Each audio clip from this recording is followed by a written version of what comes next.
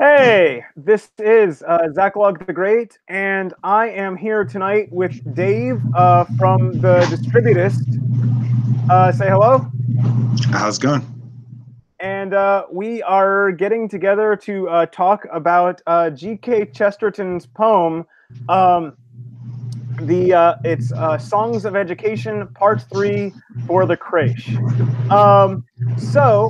Since you're the guest, would you like start off? What would you say would be your first impressions, or what really struck you about this the first time when you were reading it? Well, this is the song about working mothers. That's the one we're talking Yes. about, right? Yes. Well, I mean, in what sense, I suppose? I guess it's quite obviously an indication that feminist arguments are much more old than we might imagine them. I forget, is this poem from the 20s, I think?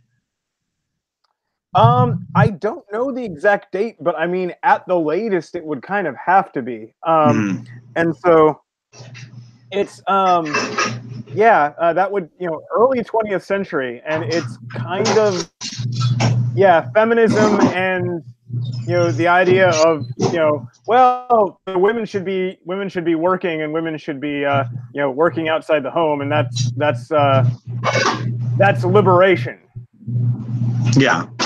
I mean, I think this was something that this is an objection that probably wouldn't play well between 1950 and basically 2012. I think people are beginning to understand this objection a little bit more now. Yeah, and I think it's something that it's strange because it is a poem, but it is essentially a political statement. From a poetry point of view, I would say that Chesterton obviously was trying to model these poems, these songs of education, I think, around William Blake. But because he wrote a quite famous poetry collection in the late 18th century, early 19th century called Songs of Innocence and Experience. I hadn't made that connection, but that sounds entirely plausible. So I recorded this section for my channel, but for those who aren't otherwise familiar, this is part 3 of, I believe there's 7 parts.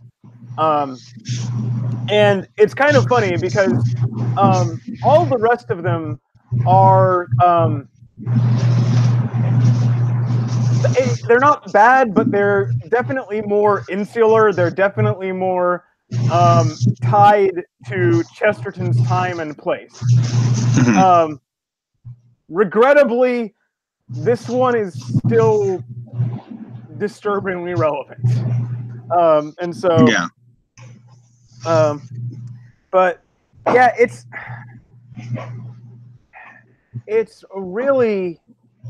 kind of odd because when I record these poems for this channel, I actually memorize them and then I record them, and so I end up spending a good bit of time with it. And I didn't realize until I was almost through memorizing it how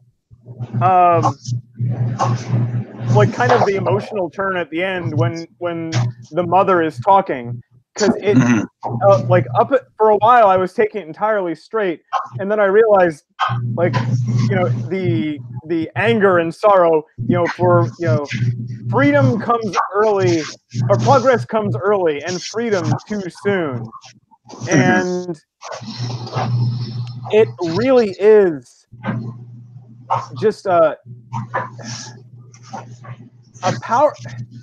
powerful and painful satire. I don't know another kind of satirical poem that hits you that can hit you quite this emotionally. Mm-hmm. Well, I can't say that I have encountered a lot of satirical political poems. Maybe I could, my memory might be jogged a little bit. I immediately think of like Shel Silverstein or something like that. But I'm not some kind of expert on poetry. Or what is it? Who is that poet? The incel poet? I forget. The which? Are you talking No. relatively recent or older? Was it Dorothy Parker? Yeah. I think it might have Okay. been Yes. Dorothy Yes. Parker. I mean, that's entirely different. But there were some sort of like Dorothy Parker insult poems. But I don't know if I'm not. I can't claim that I have I have some great experience with satirical poetry. That's I I don't regret know not a having lot of it. much. I don't know a lot of it either, but like, or satirical literature in general. Like satire to me is usually like usually the stance is kind of calm and detached, and that's how you do satire usually. But in this one, like there's pain and there's anger, and it's a very different kind of tone once you really get a hold of it. Yeah, I mean, it's definitely there. I think it's sort of. I mean, this is a voice that does not get a lot of play in the modern world for sure. And I think it's Yeah. something that we can. It's funny because we can associate with it. We can identify with the issue. I mean, it's strange here. We're talking about the poem. My people have read or heard it. I mean, does the audience need some kind of explanation about the poem, or? I'm going to put a link to my to both the text and the my own recording in the comments, and also Okay. a little pointer up at the top. So at the beginning. So if they're not familiar with it, then they can go see that and come back. And I'll toss one in right here too. So if you aren't familiar with this poem, follow the link right now and come back and join us. But yeah, it's what is that? It actually, a couple. I guess it's probably over a year ago now. Are you familiar with Stefan Molyneux? Mm-hmm. Well, I'm not super familiar. I mean, I know I've watched his YouTube channel every now and again. But yeah, I think it was a little over a year ago. He had one about what is it? Children in daycare, the daycare generation, or something like that. And he talked about like the emotional effects of this, and it's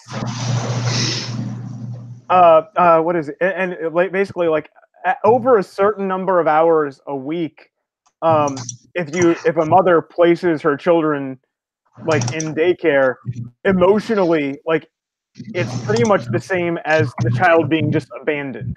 That's how it affects them. And we have most of a couple of generations by this point that have been raised that way, and it's hard to get a grasp of what it's done to us, of what it's done to our culture. It's hard to really try and figure out like what happened because of that. Well, I think that when it comes down to it, there is sort of a understanding that I think the question of childhood well-being is something that sociologists and progressive sociologists will debate you until the high heavens on. I tend to be more on Stefan Molyneux's side on this one. But good luck ever conveying that in a debate, because the second you try to bring up one study, they'll have three more that say something else. I think sort of the more relevant area of that I thought about this was just asking women and men whether the dispensation that we have currently is really something that could be properly described as freedom, which is how it was sold essentially. Well, and the other thing, and like I kind of wish I had could have like a time machine to go back to like the 1950s, early 1960s, and go all Admiral Akbar and tell the women it's a trap, because I forget who I saw pointed this out initially. I think I've seen a few different people reference it by this point, but okay, so there have always been women who had to work. It wasn't so much a choice, but then when it came to be like, oh, you should go do this, and you should advance your career, and you should go out into the workplace because it's empowering. And then women did. And, okay, so you have a significant increase in the supply of labor, right? Which, you know, if we follow standard economics, if you increase the supply, the price goes down. Which means, you know, when we had a lot of women enter the workforce, wages either fell, over a period of time, wages would either fall or just not increase as they usually would. And then you have this wonderful situation where what would have been a choice before, for many people, you know, became more or less a necessity. Yes. Yeah, And the economy adopted to essentially consume the excess wealth produced by people entering the workforce.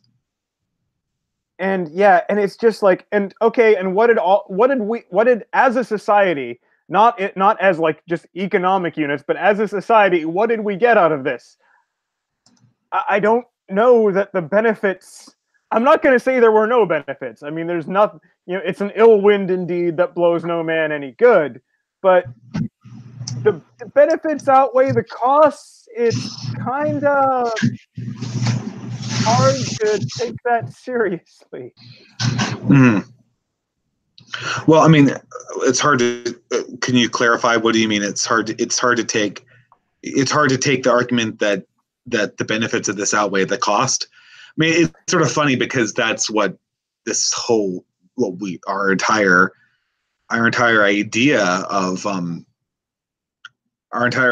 ourselves currently relies on the assumption that not only did the costs outweigh the benefits, but that there were no costs, or that anything suggests that there were, or suggests that they weren't immediately outweighed by the liberational benefits is anathema. Yeah, well, you know, I'm definitely in the. There are a number of ideas I hold which are not, you know, particularly well, are outside the usual Overton window, I guess you could say, and and you know, obviously I think my choice of this poem is probably a sign of that. And it's there's another Chesterton quote, and I don't know the source of this. I should have looked it up beforehand, where he says, you know, it's a strange thing to say that a woman is a slave if she is at home working to take care of her children and husband, but you know, she is free and liberated if she's in an office working for, you know, taking dictation for a boss. And that's sort of the fundamental problem with this whole thing. It's a fact that sort of the alliance between libertarians and social conservatives, it's a very telling narrative, but it's been obscured by the way that our particular dialogue has gone over the last 30 years, which is to say, well, we have essentially liberals, neoliberal, neoconservative, libertarian axis on the right, and then a neoliberal, progressive, deconstructionist axis on the left. And in that, this perspective is certain questions were just never asked. And this is something that I think people don't really internalize. This is that we kind of can say it, and, you know, we don't really understand the extent of it, but there's so much of our political dialogue at any given time is what questions we're allowed to ask and answer. Well, that's actually, what's her, Aiden Paladin. Are you familiar with her channel, her YouTube channel? Yeah.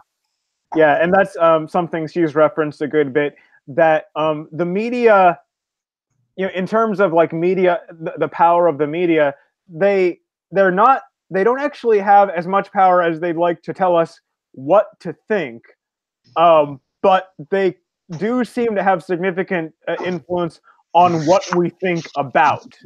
And so, you know, what we might disagree with their conclusions on the issue, but we're talking about the issues they choose for us to talk about. and generally not talking about the issues that they want pushed to the side. Mhm. And it's if you can pick the question, if you're allowed to pick the questions, it doesn't matter what the answer is, I guess you could say. Yeah, I guess that's accurate. I mean, it's called framing. It's called the frame game, and this is something that the left has understood at least a little bit, and the right seems to be kind of perennially incapable of understanding. Yeah. Well, I will say that for better or for worse, it definitely seems like the conventional order on the political right is being rearranged. Some people are distinctly unhappy with that, and some people are having a lot of fun with it. But it'll be interesting to see how things shake out in the next few years along those lines. I have a feeling I hope it doesn't go back to exactly the same, but it. What do you mean go back to exactly the same? Well, just there's give me a moment. This is something I've well, it's to refer to Chesterton again. I think it was him who said that, like, progressives are constantly making mistakes and making new mistakes, and conservatives are in the business of making sure that we can't undo the old ones. Yeah, I think that's a cute expression. I'm not so sure I agree with it. I don't think that there's any danger that we're going to lapse back into the 19th century sexual norms. Like, we're so far away from that it would take an incredible effort to even create a microcosm that could do something similar to that. So it's just not going to happen. Well, and it also depends on, like, those were created by particular circumstances. Our own, approach to these questions was created by a different set. But if the nature of the world, things are always shifting, things are always changing, sometimes much more dramatically than others. And so what will emerge as things continue to change is hard to guess at. Mm-hmm. Although it's pretty safe to say that it won't be the same as it was in the past. Like, you were saying, late 19th century, it probably won't be the same, but to assume that it's going to continue roughly as it is now, that's also probably not a good bet. Yes. But this is the difficulty we have currently is that we're blindsided to a lot of things based on the dialogue that our language and our culture allows us to have. Now, that's always the case to a certain extent, but the question is to what extent does this blindness actually going to put us at risk of civilizational or species-wide collapse? And that's what kind of concerns me, and why I think our problems are urgent rather than just sort of like cute particularities of how things used to be better back before we made a pretty obvious mistake, in my estimation. Which mistake would that be? But are we still talking about the subject of this poem? We're talking about the subject of the poem, aka right. The two-parent working family, the sexual revolution, et cetera, et cetera. Yeah, and one thing about this poem is, like,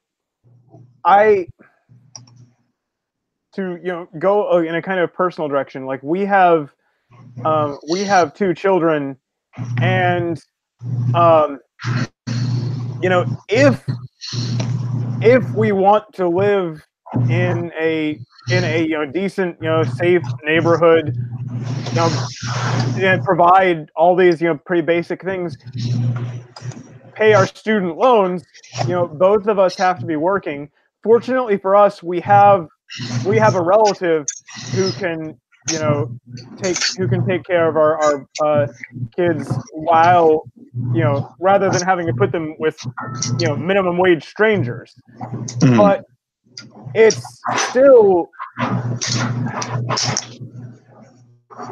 like I can't say how much I would love for the possibility of, you know, one of us to be able to, and, you know, whichever, to be able to stay home and, you know, take and keep an eye on them ourselves, and Yeah. just, and also, like, I mean, even if you put that emotional question aside, there's also just like the house, like, if you have two people working full time and you have two children, the number of things you need done to keep the house even somewhat in order, like, you're always going, both of you are always at least kind of stressed out by the number of things that need done. And it's not the best system. Yeah, I agree. I mean, I think a lot of people agree that our system is broken. I don't think they have the ability to understand, what that really implies, right?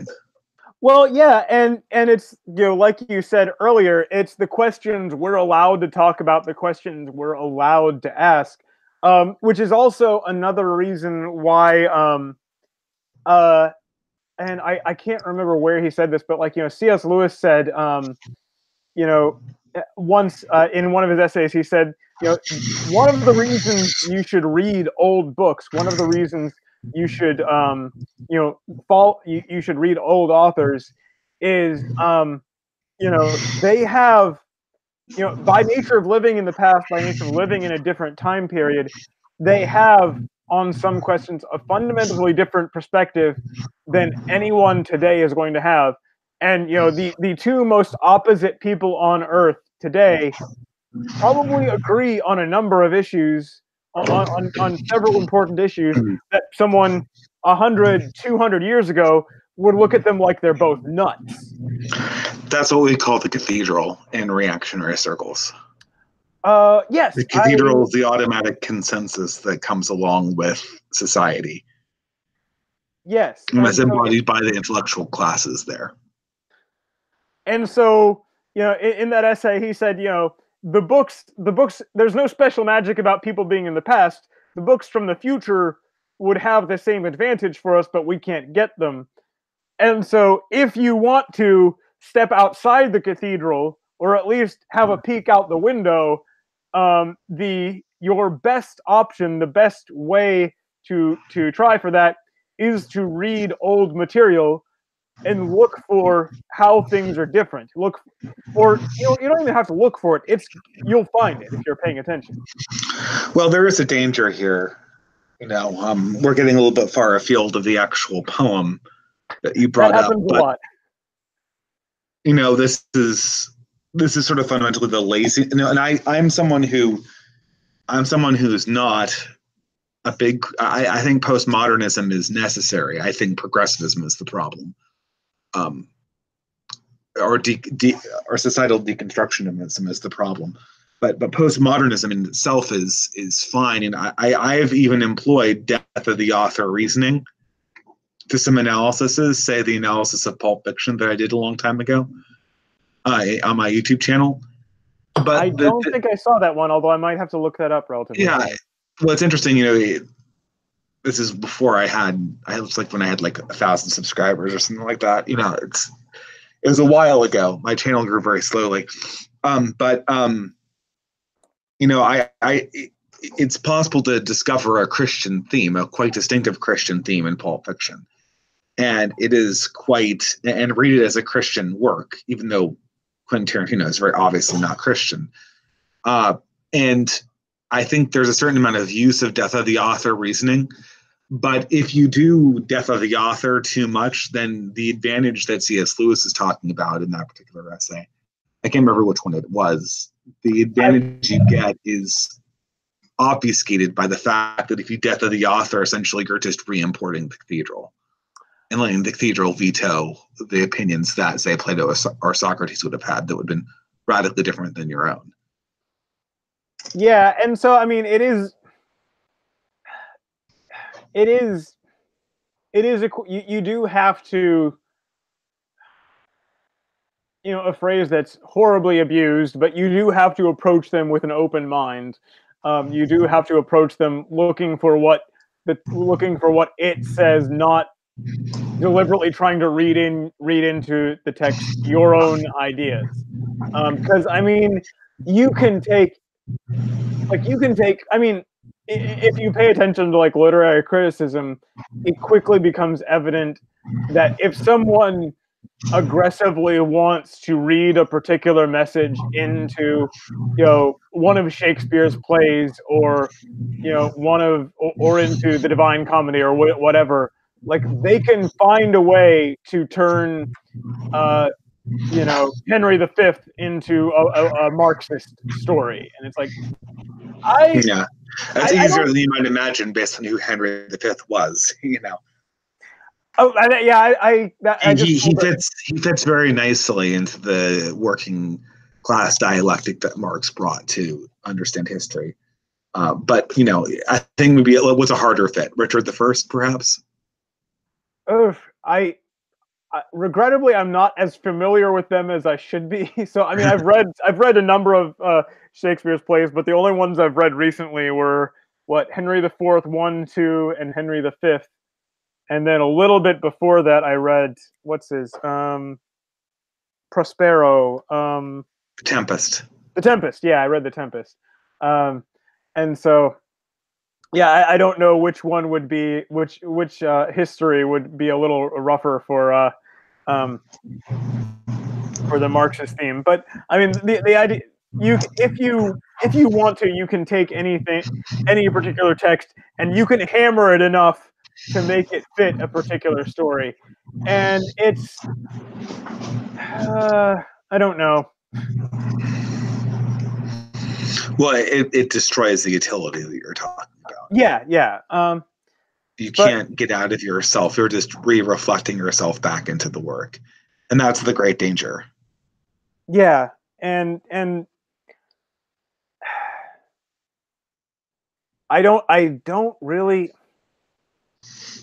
know a clear advice to avoid that, other than try to look at what's there instead of what you want to be there. But what else to say? But so to rewind back to the poem itself, were there any parts that you particularly like? Any lines that particularly struck you, or? I mean, I think it's a nice, simple poem. It's I think I would be kind of interested to hear how progressives react to it. Perhaps I'm the wrong person to get an interesting reaction to it, because I agree with the poem too much to be like, I just kind of want to validate it, and that's not very much fun, is it? Right? I would be interested to see how a Marxist react to it. I mean, Marxists would probably react to it by reading capitalism as bad into it. Yeah, that would be the obvious reaction there. It's obvious reaction, and it would be meaningful if capitalism, the word, actually meant anything, which I don't think it does. But I mean, the complaints people complain about when they complain about capitalism are real, but the word itself is magical and does not survive a translation that I can think of. Well, I didn't look into the etymology myself, but I think I've heard some people say that was actually basically coined by Marx. Capitalism, the way we use it today, is certainly coined by Marx. Right. Capital, the object, I believe, was used before that. Right, but go ahead. And it's used. I think it's used. Modern corporations talk about capital acquisitions very much the way it was used before Marx. But I mean, like, it's ridiculous, because I had a Marxist on my channel called Ben Burgess. I said, well, what's the definition of capitalism? And then he's like, well, capitalism is ruled by capitalists. And I'm like, okay, well, what's a capitalist? And he's like, well, capitalist person who owns the capital. I'm like, has there ever been a non-capitalist country? He's like, oh yeah, oh sure, feudalism. I'm like, oh really? So who ruled in feudalism? The king. Did the king not own the capital? He's like, he did. Okay, so he was a capitalist. The problem is that if you know, the thing is this is why there's this magical thinking. Any system of rulership, if it's true rulership, is going to be the person who rules the political order is, for the most part, either going to be the person who owns the capital or is going to be very, very directly politically allied with the person who owns the capital. If the person who owns the capital is oppositional to the ruler, then we don't have and the ruler isn't ruling, which I think. Thank you so much, Helen. I'm sorry about. Pardon me. If the person who actually owns the capital is in direct opposition to the ruler, then the ruler isn't actually ruling.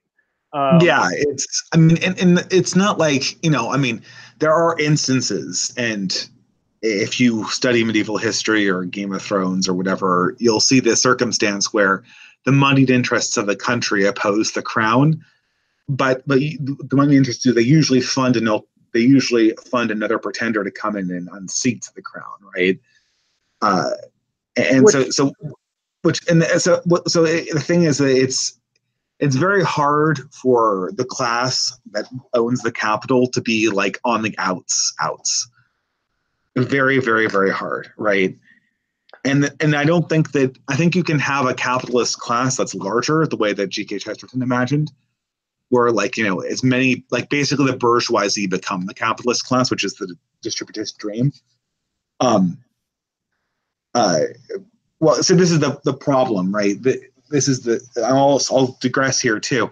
What does the bourgeoisie mean, right? Because this is something that it constantly goes back and forth. The bourgeoisie in differing Marxist interpretation means the well-to-do middle class that's educated and that is essentially allied with the system, or the people who own the means of production. And and modern Marxists really want bourgeoisie to mean the capitalists. But this is almost never how it was used in the 19th or early 20th century. It was always designed to mean the middle class or the upper middle class. And I think that the distributist dream is to have the bourgeoisie become the capitalist class in a very real sense. Well, and a radically distributed ownership of property, but still inside systems that were sustainable enough to not be completely disintegrated. Well, and the thing with that is, it's what's it called? The Pareto distribution. Yeah. If you actually allow relatively free choice, you could start things that way. You could reset things that way theoretically, but they're not going to stay that way because some people are going to manage things pretty well. Some people are going to manage things pretty badly, and everything is going to get rearranged, and a lot of it's going to concentrate to a fairly small group. And I don't think even in theoretically communist countries, it ends up looking about the same. Well, actually worse, because the people on the lower end are kind of ground down harder in more ways. Well, if you want a very cynical interpretation on our present system, a lot of people have suggested that what G.K. Chesterton describes in his poem has been a coordinated attack from the capitalist and political classes upon the bourgeoisie. The bourgeoisie were intentionally destroyed because of their ability to produce future rivals to capitalist classes and to expand the capitalist class beyond its reasonable ability to maintain an oligarchy or a hegemony in the way they wanted to. That's a little paranoid, but there have been many people who've suggested that. And if you look at the actions of our current leaders, that's not outside of the question, certainly. Yeah, it wasn't that many years ago I'd be like, what are you talking about? That's kind of crazy. But I find it harder and harder to reject out of hand such things. And it's well, and then there's also the thing, and I've seen a few people talk about this. Like if you look at the a lot of these like big societal shifts that have happened over a long period of time, and I've seen some people say this appears to me to be evidence of the diabolical, of the demonic, because like no living, like one person's lifetime isn't enough to like move these kind of things forward, and it's like there really does sometimes seem to be like a enormous long-term plan. And or it could be, there's also the thing that you look up at a cloud and you want to make a shape out of it, even though it's random noise. And so, are we seeing patterns that aren't there? Are you paranoid, or remove the intentionality out of it to be less paranoid? What it appears to be is that a certain number of people who have interest in destroying the bourgeoisie are allied together. Whether they know it's for that purpose or not, it seems to be occurring. Yeah. So, anyway, I don't know. Like I said, both of us generally agree with the main idea of this poem. Not a lot of, I might in the future see if I can find someone with a more oppositional voice for some of these. That would be an interesting way to approach it. I hadn't considered that. But was there? I think I've covered most of the things I wanted to say about this. Was there any other big things for you, or? No, not really. But it was a nice poem, for sure. Yeah, and it's it's not everything. Everything he wrote, Chesterton wrote certainly, but there are a lot of things that he wrote that it's hard not to see as just prophetic, because I mean the kind of problems he described, which weren't really manifest that way in his own society, but then have since become everywhere. It's impressive, his ability to see how these things were developing. Yeah, it was. He was quite a prophet, as people call him in the Catholic circles. But we'll give him a few hundred years more and see how he turns out, I guess, right? That's true. We need the judgment of time is a harsh critic. There's do you know, by the way, anything about the move to canonize him? Has that stopped? Is that still ongoing? I don't. I think I'm of the opinion that we canonize too quickly, so I'm probably the wrong person to ask. But of the things that I object to in the church today, probably the canonization of G.K. Chesterton would rank too quickly, would rank a little bit too low.